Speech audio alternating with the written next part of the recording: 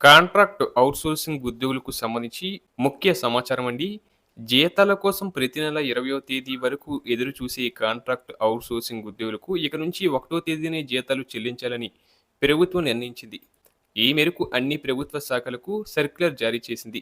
మే నెల నుంచి ఇది పక్కాగా అమలు చేయాలని, ఏప్రిల్ నెల జీతం మే 1వ తేదీలో ఖాతాలో వేయాలని స్పష్టం చేసింది. కాగా రాష్ట్ర వ్యాప్తంగా 4,80,000 మంది కాంట్రాక్ట్ ఔట్‌సోర్సింగ్ ఉద్యోగులు ఉన్నారు. తెలంగాణ ప్రభుత్వం రాష్ట్రంలోని లక్షలాది మంది కాంట్రాక్ట్ మరియు ఔట్‌సోర్సింగ్ ఉద్యోగుల సంక్షేమం దిశగా చారిత్రాత్మక నిర్ణయం తీసుకుంది.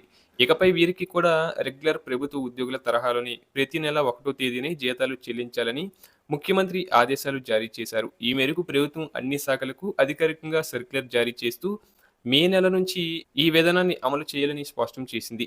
ఏప్రిల్ నెల జీతాన్ని మే 1 తేదీనే నేరుగా ఉద్యోగుల ఖాతాలో జమ చేయాలని ప్రభుత్వం ఆదేశించడం జరిగింది. ఇక రాష్ట్ర వ్యాప్తంగా సుమారు 4,80,000 మంది వరకు కాంట్రాక్ట్ ఔట్‌సోర్సింగ్ ఉద్యోగులు విభిన్న విభాగాల్లో పనిచేస్తున్నారు.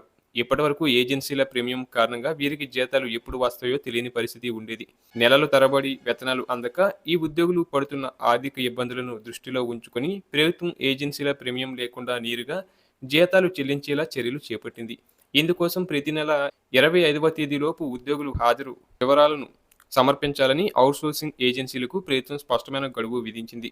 మరోవైపు ఔట్‌సోర్సింగ్ ఏజెన్సీల అక్రమాలపై కూడా ప్రభుత్వం ఉక్కుపాదం మోపింది. గత 10 ఏళ్లుగా కొన్ని ఏజెన్సీలు ఉద్యోగుల ఈపీఎఫ్, ఈఎస్ఐ వాటాలను స్వాహా చేస్తున్నాయని ప్రభుత్వ విచారణలో తేలింది. ఈ బకాయిలను వెంటనే చెల్లించకపోతే సదరు ఏజెన్సీలను బ్లాక్ లిస్టులో పెడతామని ప్రభుత్వం హెచ్చరించింది. అలాగే ఏజెన్సీల వేధింపులకు అడ్డుకట్ట వేసేందుకు తెలంగాణ ఔట్‌సోర్సింగ్ కార్పొరేషన్ ఏర్పాటుకు కూడా ప్రభుత్వం కసరత్తు వేగవంతం చేసింది. ప్రభుత్వ తాజా నిర్ణయంతో లక్షలాది ఔట్‌సోర్సింగ్ కుటుంబాల్లో హర్షాతి రేఖలు వ్యక్తమవుతున్నాయి.